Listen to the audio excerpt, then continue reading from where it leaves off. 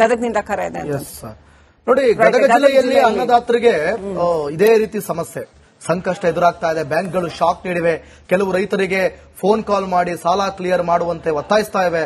ರೈತರ ಸಾಲವನ್ನ ಮನ್ನಾ ಮಾಡುವಂತೆ ಜಿಲ್ಲೆಯ ರೈತರು ಆಗ್ರಹಿಸಿದ್ದಾರೆ. ಬನ್ನಿ, ನಮ್ಮ ರೈತರು ಏನ್ ಮಾತಾಡಿದ್ದಾರೆ ನೋಡೋಣ.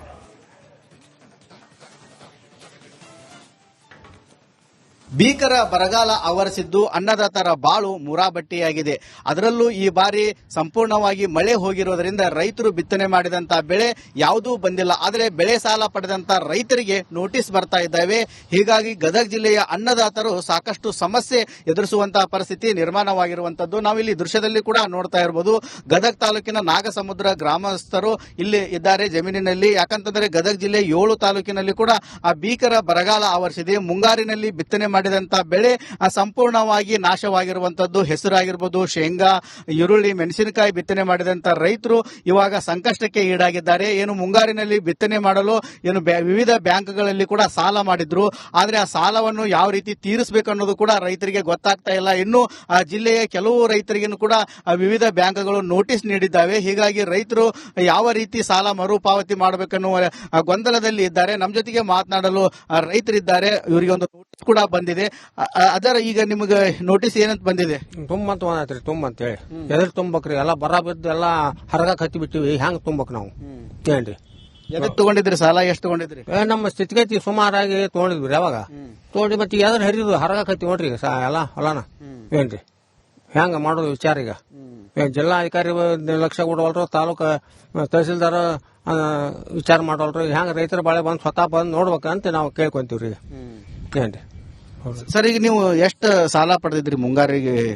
ನಾವು 2 ಲಕ್ಷ ರೂಪಾಯಿ ಸಾಲ ಪಡೆದಿದ್ವಿ. ಈಗ ಅದನ್ನ 9ನೇ ತಿಂಗಳದಾಗ ತುಂಬಂತ ನಮಗೆ ಫೋನ್ ಮೆಸೇಜ್ ಬಂದೈತಿ. ನಮ್ದು KVG ಬ್ಯಾಂಕ್ ರೀ, ಕೋಟುಂಬಸಿ ಒಳಗ ತಗೋಬೇಕಂದ್ರೆ 9ನೇ ತಿಂಗಳದಾಗ ಐತ್ರಿ. ಅದ ಮೆಸೇಜ್ ಬಂದೈತ್ರಿ. ಈಗ ನಾವು ಯಾವ ಒಂದು ಇನ್ಕಮ್ ಐತಿ ಅಂತ ತುಂಬಕ್ರಿ. ಈಗ ಎಲ್ಲಾ ಬೆಳೆದಂತ ಹೆಸರನ್ನ ಹರಗಕತ್ತೀವಿ. ಮತ್ತೀಗ ನಾವು ಅದು ಸರಿಯಾದ ಟೈಮ್ ತುಂಬ್ಲಿಕ್ಕೆ 7% ಇದ್ದು 14% ಆಗತ್ತಂತ ಅವ್ರು ತಮ್ಮ ರಿಲೇಷನ್ ಅವ್ರು ಹೇಳ್ತಾರ್ರಿ. ಮತ್ತೀಗ ನಾವು ರೈತರು ಬಹಳ ಸಂಕಷ್ಟಕ್ಕೆ ಈಡಾಗಿವ್ರಿ. ಅದಕ್ಕೆ ನೀವು ತುಂಬ್ಲಿಕ್ ನಮ್ಮಲ್ಲಿ ಯಾವುದೇ ರೀತಿ ಒಳಗೆ ಇದು ಇಲ್ಲ, ಶಕ್ತಿ ಇಲ್ಲ. ಈಗ ಅದಕ್ಕೆ ರೈತರಲ್ಲಿ ಕೇಳ್ಕೊಳೋದೇನಪ್ಪ ಅಂದ್ರ, ರೈತರಾಗಿ ನಾವು ಎಲ್ಲ ಹರಗಾಕತ್ತೀವಿ, ಲಾಸ್ ಆಗಿವಿ. ನಾವು ಯಾವ ಮೂಲೆಯಿಂದ ಕಟ್ಟಬೇಕು ಅನ್ನೋದು ನಮ್ಗೆ ದೊಡ್ಡ ವಿಚಾರ ಆಗೈತಿ. ಸರ್ಕಾರ ಏನ್ ಮಾಡ್ಬೇಕಂತ?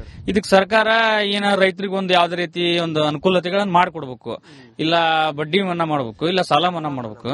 ಯಾವ್ದಾರ ಒಂದು ಅನುಕೂಲ ಮಾಡ್ಕೊಡ್ಬೇಕು ಅಂತ ನಾವು ಹೇಳ್ತೀವಿ. ಸರಿ, ನೀವು ಎಷ್ಟು ಸಾಲ ಮಾಡಿದ್ರಿ ಬ್ಯಾಂಕ್ನಾಗ? ನಾವು 2 ಲಕ್ಷ ರೂಪಾಯಿ ತಗೊಂಡಿದ್ದೀವಿ ರೀ ಬ್ಯಾಂಕ್ ಆಫ್ ಬರೋಡಾದೊಳಗೆ. ಅವರೊಬ್ಬ ಬಡ್ಡಿ ತುಂಬ್ರಿ ಅಂತೇಳಿ ನೋಟಿಸ್ ಕಳ್ಸಾಕತ್ತಿದ್ದಾರೆ. ಅದಕ್ಕೆ ಬಡ್ಡಿ ನಾವು ನೋಡೋನ್ ತಗೋ ಅಂತಂದ್ವಿ. ಇಲ್ಲ 7% ಇದೆ, 14% ಆಗುತ್ತೆ ಅಂತ ಹೇಳ್ತಾರೆ. ಮತ್ತಿಲ್ಲಪ್ಪ ಅಂದ್ರೆ ನೀವು ಕೋರ್ಟ್ಗೆ ಕಳಿಸ್ತೀವಿ, ಅಲ್ಲಿ ಕಳಿಸ್ತೀವಿ ಅಂತ ಹೇಳ್ತಾರೆ.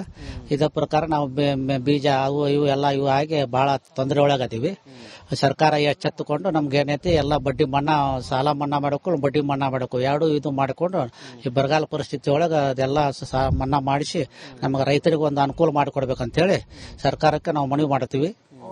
ಒಟ್ಟಾರೆ ಹೇಳಬೇಕಂತಂದ್ರೆ ಗದಗ ಜಿಲ್ಲೆಯ 7 ತಾಲೂಕಿನಲ್ಲಿ ಭೀಕರ ಬರಗಾಲ ಆವರಿಸಿದೆ. ಇದರ ನಡುವೆ ಏನು ಬೆಳೆ ಸಾಲವನ್ನು ಪಡೆದಂತ ರೈತರಿಗೆ ಬ್ಯಾಂಕ್ಗಳು ನೋಟಿಸ್ ನೀಡ್ತಾ ಇದ್ದಾವೆ.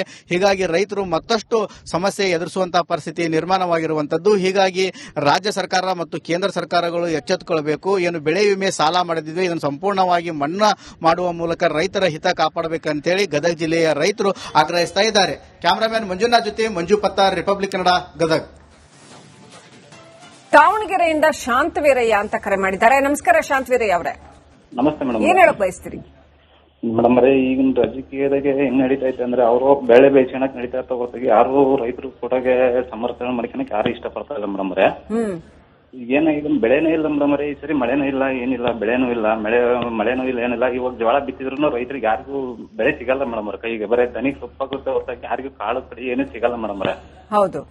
ಹಂಗಾಗಿ ರೈತರದ ಸಾಲ ಮನ್ನಾ ಮಾಡಕ್ ಯಾರು ಸಹ ಇರಲ್ಲ. ಇವ್ರು ಏನ್ ಮಾಡ್ತಿದಾರೆ ಅಂದ್ರೆ ಬರೀ ಇವ್ರು ರಾಜಕೀಯನ ಮಾಡ್ಕೊಂತಾರೆ. ಅವ್ರು ಸಿದ್ದರಾಮಯ್ಯನವರಿದ್ರು 3 ವರ್ಷ ಹಂಗ್ ಮಾಡಿ ಹಿಂಗ್ ಮಾಡ್ತಾ ಇದ್ರು. ಇವ್ರು ಇನ್ನು 2 ವರ್ಷ ಐತಿ. ಇವ್ರ ಕ್ಯಾಬಿನೆಟ್ ಅವ್ರ ಮಿನಿಸ್ಟರ್ ಇವ್ರ ಮಿನಿಸ್ಟರ್ ಮಾಡಕ್ಕೆ 6 ತಿಂಗಳು ಮುಗಿದೈತಿ. ಮತ್ತೆ ಅಲ್ಲಿ ಬರೋದಕ್ಕೆ ಅವರು ಸೆಟ್ ಆಗತ್ತೆ, ಅವ್ರದ್ದು ಇದು ಮುಗಿದೈತಿ ಮೇಡಮ್. ಹಂಗಾಗಿ ರೈತರ ಬಗ್ಗೆ ಯಾರು ಅಷ್ಟು ಆಸಕ್ತಿ ಪಡ್ತಾ ಇಲ್ಲ. ಅದನ್ನ ಬಾರಿ ನಾನು ಇದನ್ ಮಾಡ್ತೇನೆ ಮೇಡಮ್. ರೈತರಿಗೆ ಯಾರಿಗೂ ಅನುಕೂಲ ಮಾಡ್ಕೊಡಕ್ಕೆ ಯಾರು ತಯಾರನೇ ಇಲ್ಲ. ಈಗ ನಾವು ಹೊಲಕ್ಕೆ ಎಲ್ಲ ರೆಡಿ ಮಾಡಿದೆ ಮೇಡಮ್. ಮಳೆ ಬರ್ಲಿಲ್ಲ ಏನಲ್ಲ, ಬಿತ್ತಿಲ್ಲ ಏನಲ್ಲ, ಖಾಲಿ ಜಮೀನು ಇದ್ದು ನಮ್ಗೆ ನೋಟಿಸ್ ಬಂದೈತಿ ಮೇಡಮ್. ಈಗ 25ನೇ ತಾರೀಕು ಕಟ್ರಿ ಅಂತ ಬಂದೈತಿ. ಈಗ ಏನು ಕಟ್ಟಕ್ ದುಡ್ಡು ಇಲ್ಲ, ಏನಿಲ್ಲ, ಹೊಲದಾಗ ಬೆಳೆನೂ ಇಲ್ಲ ಕಟ್ಟಕ್ಕೆ. ಈ ತರ ಆದ್ರೆ ಏನ್ ಮಾಡ್ಬೇಕು ಮೇಡಮ್ ರೈತರು? ಮತ್ತೆ ವಿಷ ಕುಡಿಲ್ಲ, ವಿಷನೂ ಕುಡಿತಾರೆ, ಸಾಯ್ತಾರೆ ಮೇಡಮ್ ರೇ. ನಿಜ. ಥ್ಯಾಂಕ್ ಯು ಶಾಂತವೀರಯ್ಯ ಅವರೇ ಕರೆ ಮಾಡಿದ್ದಕ್ಕೆ. ಮಂಜುನಾಥ್ ಅಂತ ಹೊಸಕೋಟೆಯಿಂದ ಕರೆ ಮಾಡಿದ್ದಾರೆ. ಮಂಜುನಾಥ್ ಅವರೇ ನಮಸ್ಕಾರ. ಸರ್ ನೋಡಿ, ಒಂದು ಕಡೆ ಬರ, ಮತ್ತೊಂದು ಕಡೆ ಸಾಲದ ಹೊರೆ. ಸರ್ಕಾರ ಏನ್ ಮಾಡ್ಬೇಕು, ಹೇಗ್ ನಿಭಾಯಿಸ್ಬೇಕು ಇದನ್ನೆಲ್ಲ? ಸರ್, ಮಳೆ ಅಂತೂ ಈ ಕಾಲಕ್ಕೆ ಬರೋದಿಲ್ಲ. ಒಡೆ ಕಡೆ ಮಳೆ ಹೊಡಿತಾ ಇದೆ. ಇಲ್ಲಿ ಮಳೆ ಬೇಕಾಗಿತ್ತು, ಬೆಳೆ ಇಟ್ಟಕ್ಕೆ ಆಗ್ತಾ ಇಲ್ಲ. ಏನೋ ಸಾಲ ಮನ್ನಾ ಈ ಸಹಕಾರ ಸೊಸೈಟಿಗಳಲ್ಲಿ ಸಾಲ ಮಾಡಿರ್ತೀವಿ ಸರ್. ಅಟ್ಲೀಸ್ಟ್ ಅದನ್ನಾದ್ರೂ ಮನ್ನಾ ಮಾಡಿದ್ರೆ ರೈತರಿಗೆ ತುಂಬಾ ಅನುಕೂಲ ಆಗುತ್ತೆ ಸರ್. ಈಗ ನ್ಯಾಷನಲ್ ಬ್ಯಾಂಕ್ ಅಲ್ಲಿ ಸಾಲ ಮನ್ನಾ ಮಾಡಕ್ಕಾಗಲ್ಲ, ಜಾಸ್ತಿ ಅಮೌಂಟ್ ಇರ್ತದೆ. ಅಲ್ಲಿ ಬಡ್ಡಿ ಮನ್ನಾ ಮಾಡ್ಲಿ, ಈ ಕಡೆ ಸಹಕಾರ ಸೊಸೈಟಿಗಳಲ್ಲಿ ಸಾಲ ಮನ್ನಾ ಮಾಡ್ಲಿ ಸರ್. ಒಂದು 50,000 ಮನ್ನಾ ಮಾಡಿದ್ರೆ ಎಷ್ಟೋ ಹೊರೆ ಕಡಿಮೆ ಆಗುತ್ತೆ ಸರ್ ನಮ್ಮ ರೈತರಿಗೆ. ಒಂದು 50,000 ಒಳಗಡೆ ಯಾರು ತಗೊಂಡಿರ್ತಾರೋ ಅವ್ರ ಲೋನ್ಗಳು ಸಹಕಾರ ಸೊಸೈಟಿಗಳಲ್ಲಿ ಮನ್ನಾ ಮಾಡಿದ್ರೆ ರೈತರಿಗೆ ತುಂಬಾ ಹೊರೆ ಆಗುತ್ತೆ ಸರ್. ಸರ್ಕಾರ ಇದ್ರ ಬಗ್ಗೆ ಸ್ವಲ್ಪ ಎಚ್ಚೆತ್ಕೊಂಡು ಈ ತರ ಮಾಡಿದ್ರೆ ಅನುಕೂಲ ಆಗುತ್ತೆ sir. Yes, okay, thank you Manjunath, Republic Kannada ಜೊತೆ ಮಾತನಾಡೋದಕ್ಕಾಗಿ. ಪ್ರತಿಯೊಬ್ರು ಕೂಡ ಕಾಲರ್ಸ್ ಹೇಳ್ತಾ ಇರೋದು ಒಂದೇ, ಸಾಲ ಮನ್ನಾ ಮಾಡಿ ಅಥವಾ ಬರ ಘೋಷಣೆ ಮಾಡಿದ್ರೆ ಮತ್ತೊಂದು ವರ್ಷ ಮುಂದಕ್ಕೆ ಹೋಗುತ್ತೆ. ಅದು ಲಾಂಗ್ ಟರ್ಮ್ ಪರಿಹಾರ ಅಲ್ಲ. ಸರ್ಕಾರಗಳು ಸುಸ್ಥಿರ ಕೃಷಿ ಅಂದ್ರೆ ಕೃಷಿ ಆದಾಯ ಮತ್ತು ಕೃಷಿ ಚಟುವಟಿಕೆಗಳು ಸುಸ್ಥಿರವಾಗಿ ನಡೆಯೋ ರೀತಿನಲ್ಲಿ ಒಂದು ಲಾಂಗ್ ಟರ್ಮ್ ಯೋಜನೆಯನ್ನ ರೂಪಿಸಬೇಕು. ಈ ಒಂದು ಸಮಸ್ಯೆ ಇದೆಯಲ್ಲ, ರೈತರ ಸಾಲ ಮನ್ನಾ ಆಗಿಲ್ಲ, ಮಳೆ ಬಂದಿಲ್ಲ, ಮಳೆ ಆಧಾರಿತ ಕೃಷಿಯಲ್ಲಿ ಈ ಸಮಸ್ಯೆ ನಿರಂತರವಾಗಿ ನಡ್ಕೊಂಡೇ ಬಂದಿದೆ, ದಶಕಗಳ ಸಮಸ್ಯೆ. ನೀವು ಇಸ್ರೇಲ್ ಅಂತ ದೇಶದಲ್ಲಿ ಅವರು ಈ ತರ ಎಲ್ಲ ಮಾಡಲ್ವಲ್ಲ, ಅವರು ಕೃಷಿ ಮಾಡ್ತಾರೆ. ಹಾಗೆ ಬೇಕಾದಷ್ಟು ಮಾದರಿಗಳು ಪ್ರಪಂಚದಾದ್ಯಂತ ಇದೆ. ಅವುಗಳನ್ನ ನೋಡಿ ಬಹುಶಃ ಮಾಡೋದಕ್ಕೆ ತುಂಬಾ ಕೆಲಸ ಇದೆ ಅಂತ ಅನ್ಸುತ್ತೆ. ನಮ್ಮ ಸುಸ್ಥಿರ ಕೃಷಿಗೆ ಇನ್ನಷ್ಟು ಹೆಚ್ಚಿನ ಒತ್ತು ಕೊಡಬೇಕು. ಕೃಷಿ ಇಲಾಖೆ ಮಂತ್ರಿಗಳೇ ಇನ್ನು ಆಯ್ಕೆ ಆಗಿಲ್ವಲ್ಲ, ಅದು ಪ್ರಶ್ನೆ ಮಾಡ್ಕೊಳ್ಬೇಕಾಗಿರುವಂತಹ ವಿಚಾರ.